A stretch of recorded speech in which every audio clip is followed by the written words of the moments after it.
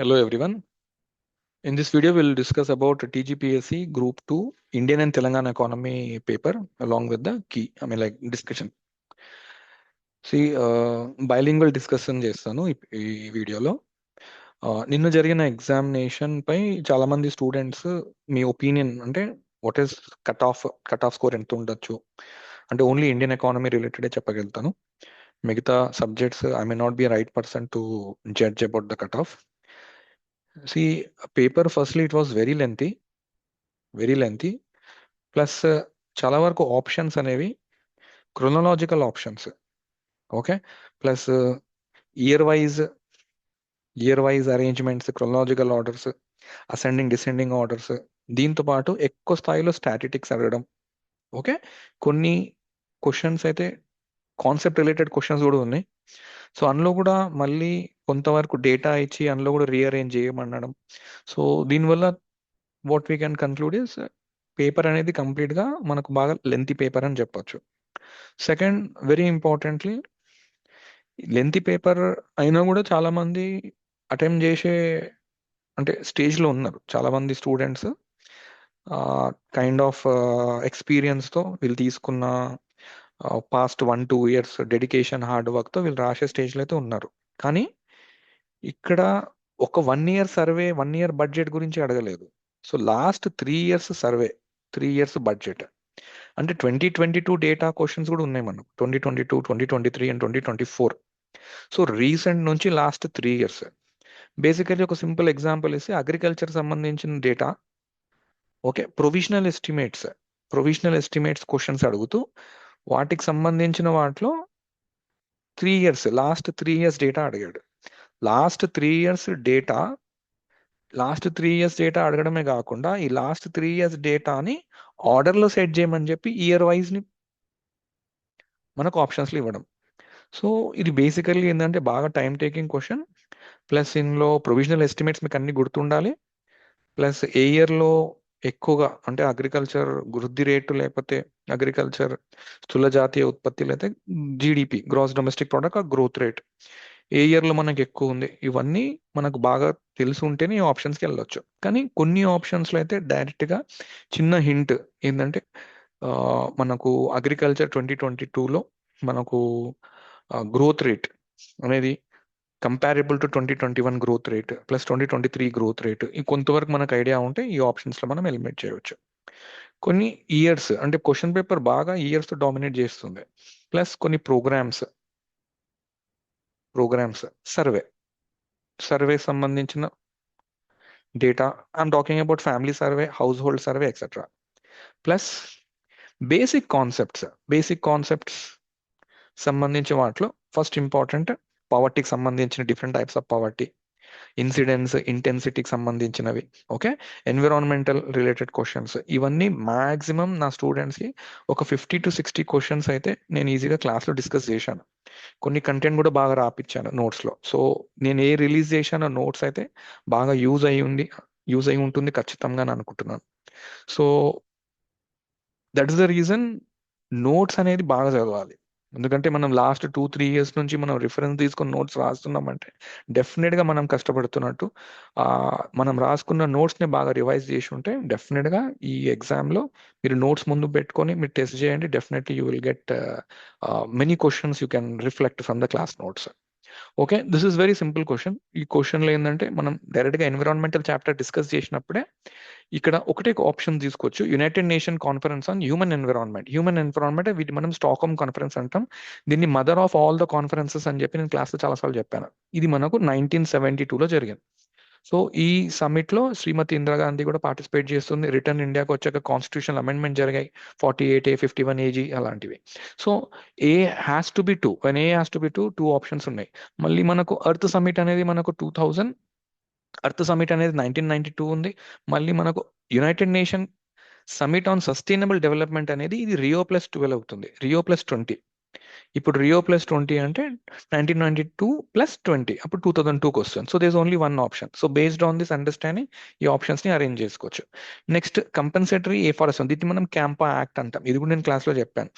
Compulsory afforestation management act అంటే any sort of responsibilities taken by the corporates, వీళ్ళకు compensation అంటే ఏదైనా environmental related loss అని జరుగుంటే వీటి కంపెన్సేట్ అయితే చేయాల్సిందే. వైల్డ్ లైఫ్ ప్రొటెక్షన్ యాక్ట్ ఒక రీసెంట్ గా అమెండ్ అయింది, కానీ అమెండ్మెంట్ యాక్ట్ అడగట్లేదు, అందుకే ఇది 1972 కింద తీసుకోవచ్చు మనం. Okay, next biodiversity acts, environmental protection act 1980s లో ఉంటుంది. సో 1980, 85, 86.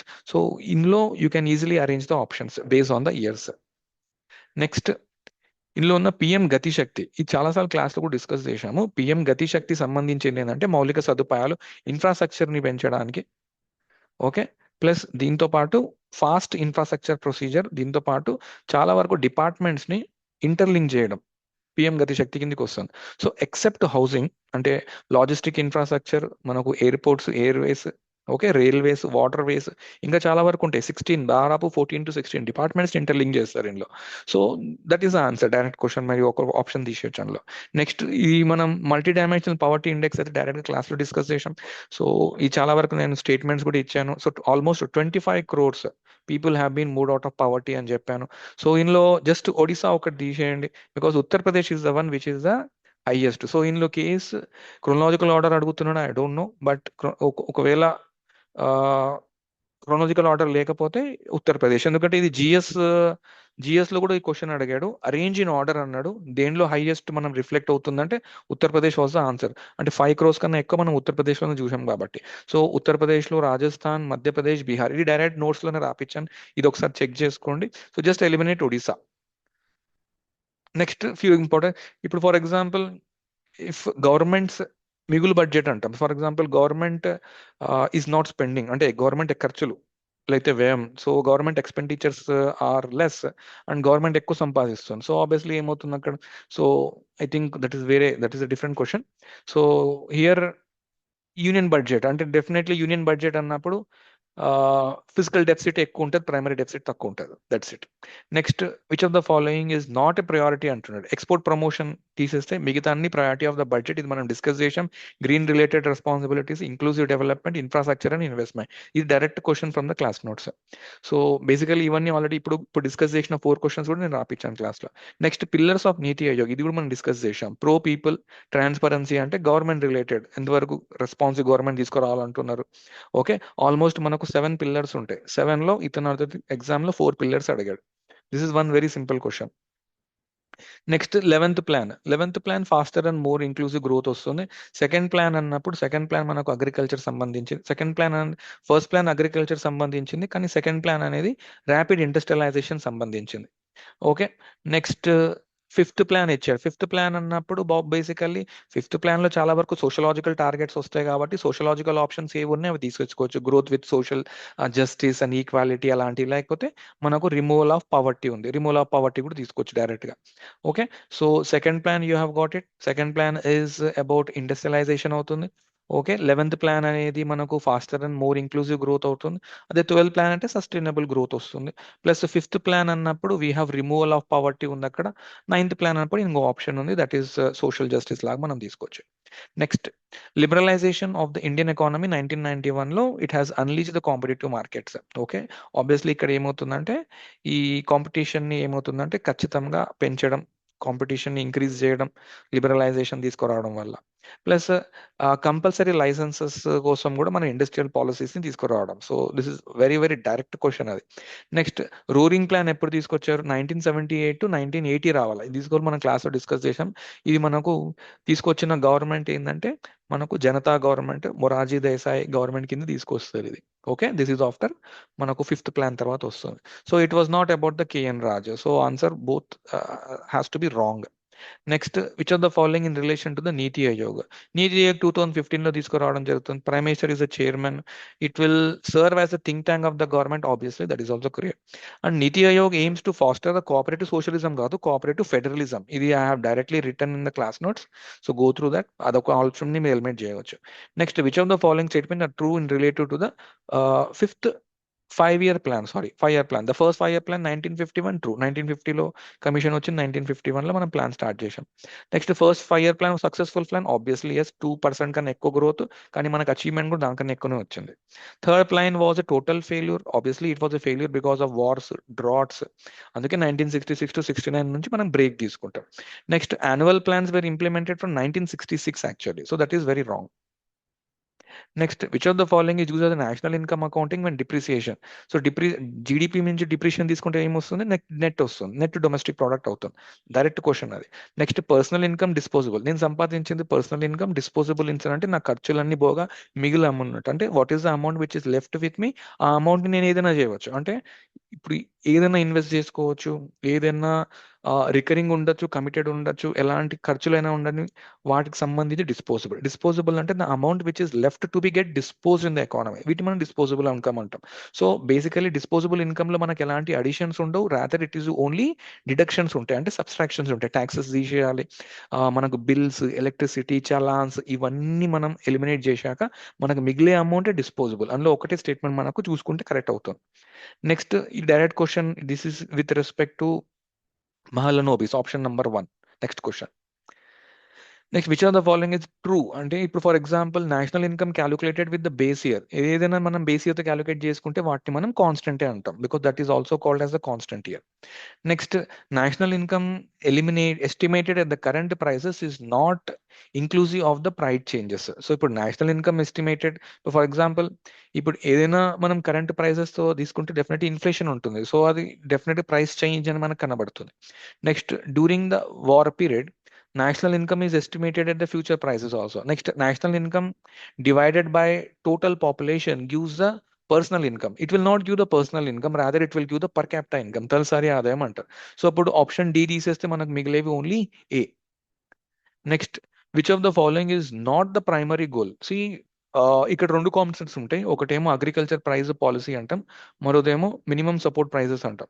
సో అగ్రికల్చర్ ప్రైస్ పాలసీలో మనం రెండు విధాలుగా ఆలోచిస్తాం, రైతులకు సంబంధించిన ప్లస్ ఒక నార్మల్ కామన్ మ్యాన్ మన లాంటి వాళ్ళకు. సో ఈ రెండు సెగ్మెంట్ ని గవర్నమెంట్ సమానంగా ట్రీట్ చేస్తూ ఒకరికి నష్టం లేకుండా రైతుల దగ్గర నుంచి ఓకే సబ్సిడీస్ ఇస్తూ బెనిఫిట్స్ ఇస్తూ వాళ్ళ దగ్గర నుంచి సేకరణ అంటే ప్రొక్యూర్మెంట్ చేసుకుంటుంది, మిగతా సైడ్ నుంచి కన్జ్యూమర్స్ మన లాంటి వాళ్ళకు తక్కువ ధరలకు ఇస్తుంది. ఇది అగ్రికల్చర్ ప్రైస్ పాలసీలో వస్తుంది. ఇక్కడ మినిమం సపోర్ట్ ప్రైసెస్ అన్నాడు, మినిమం సపోర్ట్ ప్రైసెస్ అంటే రైతుల గురించి మాట్లాడాలి. సో రైతుల గురించి మాట్లాడినప్పుడు బేసికల్లీ స్టార్టింగ్ లో మనకి ఎంఎస్పి తీసుకొచ్చినప్పుడు ప్రైమరీ గోల్ అంటే వీళ్ళకు బేసిక్ మద్దతు ఇవ్వడం అంతే. సో అక్కడ టెక్నాలజీ గురించి ఎలాంటి సంబంధం లేదు. సో బేసికల్లీ ఇక్కడ 1-2 ఆప్షన్స్ కరెక్ట్ అవుతాయి, we have to see which commission will take. But technology related high end technology అనేది వాటి గురించి ఏం మాట్లాడలేదు, ప్రొడక్షన్ చేయండి అక్కడ నుంచి ప్రొక్యూర్మెంట్ చేసుకుంటారు అంటున్నారు. లేదా ఇంకొక ఆప్షన్ ఏంటంటే కన్స్యూమర్స్ గురించి ఇది ఏం మాట్లాడదు, కాబట్టి ఆ ఆప్షన్ కూడా రైట్ అవ్వచ్చు. Next gross national product at market prices కి మనం డిప్రిసియేషన్ ని తీసేస్తే NDP national product at the net level వస్తుంది, కాబట్టి net national product at factor cost కాదు, మార్కెట్ ప్రైస్ కావాలి, net national product at market price plus depreciation. ఎందుకంటే GNP minus depreciation is NNP వస్తుంది, కాబట్టి ఏలో 4th అవుతుంది. Next GDP at market price అంటుంది, GDP at market price minus depreciation is equal to NDP at market price. So NDP at market price, depreciation at side పంపిస్తే plus అవుతుంది, just simple calculation interchange చేశాడు అంతే. Next which of the following are true statement in relation to Indian population. Indian population అంటే sex ratio of the population express ఎలా, for every like 1000 males మహిళలు అంటే how many set of the females are they. So first statement ఏదైనా correct అవుతుంది. Sex ratio కనుక more than 1000 అంటే unfavourable కాదు అది. Next the sex ratio of the population in India 2011 is less than 1000. Obviously ఎప్పుడు sex ratio less than 1000 ఉంది, less than 1000. So it's a simple guess. Answer has to be A and C.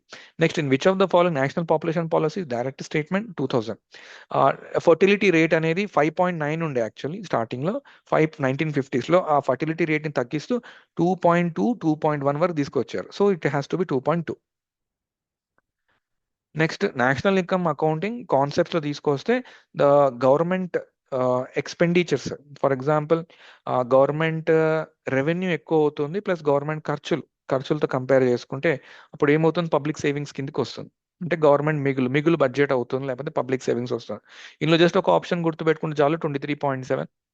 Okay, 23.7 is one very good option which can actually give you a correct answer. So in low IMR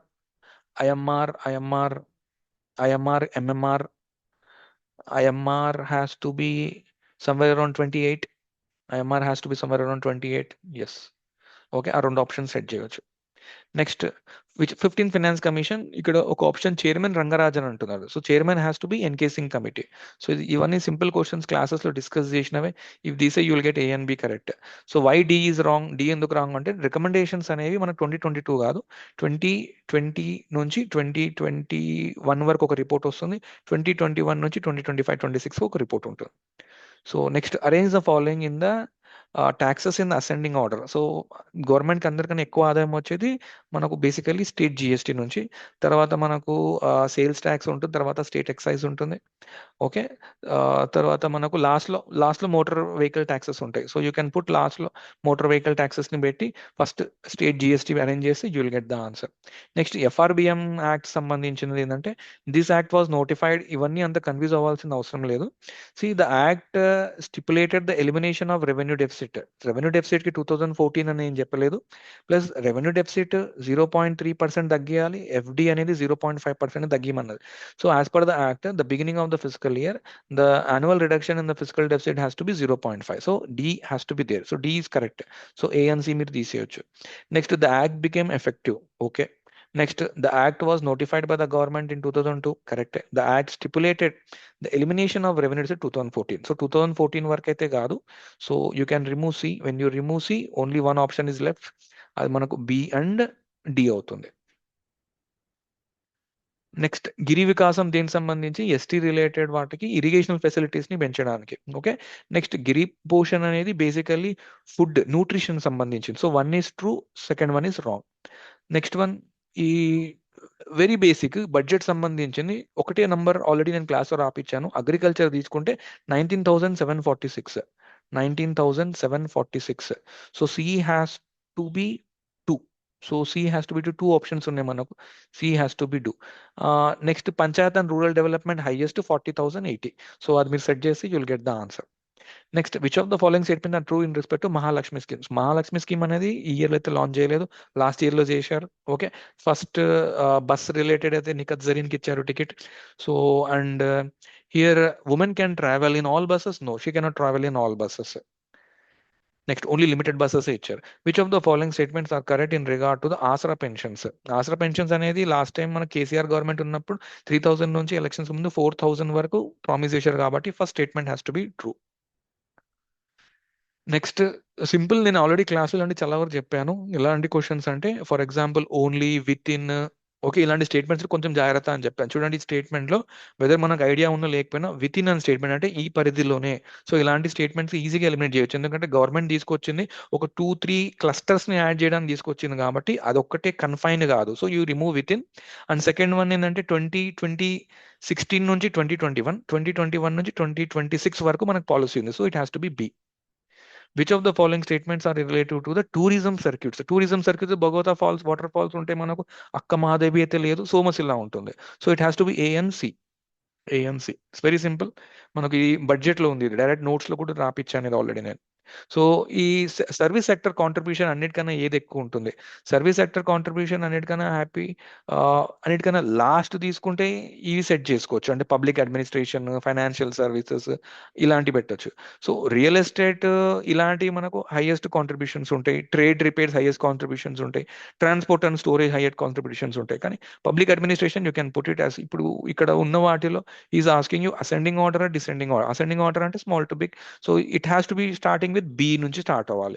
so public administration, next మనకు A ఉండాలి, financial services. So 1 option మనకు correct అవుతుంది అక్కడ. Which of the following is TGIC responsibilities. చాలాసార్లు class లో చెప్పాను. Mega food parks ఒకటి, industrial parks ఒకటి, అపెరల్ పార్క్స్ ఒకటి, సుల్తాన్పూర్ మెడికల్ డివైస్ పార్క్ గురించి కూడా చెప్పాను. It has to be all. రైతు బంధన్ 2019 కాదు. ఓకే, నెక్స్ట్ ఈ స్కీమ్ లో 12,000 కాదు, స్టార్టింగ్ లో 10,000 ఇచ్చారు. సో వాటిని మళ్ళీ గవర్నమెంట్, ఇప్పుడు ప్రెసెంట్ గవర్నమెంట్ పెంచి దాంట్లో మన 15,000 వరకు తీసుకొచ్చారు. So it has to be none. Arrange the following in ascending order అంటున్నారు. Percentage, so for example first అన్నిటికన్నా హైయెస్ట్ పర్సంటేజ్ యూటిలైజేషన్ అనేది నెట్ ఇరిగేటెడ్ ఏరియా, వ్యవసాయానికి సంబంధించింది నెట్ ఏరియా ఉంటుంది. నెక్స్ట్ ఏమో మనకు ఫారెస్టే ఉంటుంది. సో ఇక్కడ నెట్ ఇరిగేటెడ్ ఏరియా లేదు కాబట్టి అన్నిటికన్నా హైయెస్ట్ అసెండింగ్ ఆర్డర్ కన్నా తక్కువ కన్నా ఎక్కువ, తక్కువ నుంచి ఎక్కువ వరకు మనం సెట్ చేయాలి కాబట్టి ఎక్కువ స్థాయిలో ఉన్న లొకేషన్ ఏదంటే మనకు ఫారెస్ట్ ఏరియా వస్తుంది. సో అన్నిటికన్నా లాస్ట్ లో ఉండే ఫారెస్ట్ ఏది ఇదే. So this should be the answer. Next match the following Indian government related mission Indradhanush. Mission Indradhanush అనేది యూనివర్సల్ ఇమ్యునైజేషన్ కిందకి వస్తుంది. ఈ Sanjeevini I made you write in the notes also. ఈ Sanjeevini related to medical related, telemedical related ఏదన్నా ఉంటే mental health సంబంధించిన వాటికి నుంచి ఉంటుంది. So it is enable the patient doctor consultation or communication గురించి వెళ్ళిపోవచ్చు. నెక్స్ట్ రెండో ఆప్షన్ సెట్ చేసి చాలు, you are getting the answer. Next one, which of the following poverty related, primary కాదు సెకండరీ కాదు, అబ్సల్యూట్ అండ్ రిలేటివ్ అవుతుంది. This is very direct question. Okay, so these are the few questions which have picked up to discuss in today's session. Next సెషన్లో I will take more questions. I will take in depth analysis of remaining questions. Okay, data సంబంధించిన questions ఎలా eliminate చేయాలి, how is that examiner setting the trend, ఇవన్నీ maximum questions నేను క్లాస్లో release చేశాను, class content release చేశాను, క్లాస్లో నేను రాపిచ్చాను ఈ క్వశ్చన్స్ ఇవన్నీ. Okay, most of the students would have benefited from the class note. That could be better, and I'm very happy that the scores which will be scored by my students could be average scores కన్నా కొంచెం ఎక్కువనే score చేయవచ్చు. So my scores are like any one who scoring greater than 80. అంటే paper ఇప్పుడు చూడడానికి చాలా simple కనబడుతుంది, కానీ ఎగ్జామినేషన్లో ఆ స్ట్రెస్లో ఎగ్జామినేషన్లో అంతవరకు డేటా తీసుకొని అనలైజ్ చేసుకుంటూ క్రొనలాజికల్ని అరేంజ్ చేయడం అనేది it's not at all easy. ఇప్పుడు చాలా మంది 90-95 అంటున్నారు, but I believe 80 is a very very good score. Anyone who scoring greater than 80, almost అన్ని పేపర్స్లో యావరేజ్గా 80 వస్తున్నాయంటే లైక్ డెఫినెట్గా అయితే లిస్ట్లో అయితే ఉంటారు. Okay, thank you so much. Second video I will continue in the second part. Thank you so much.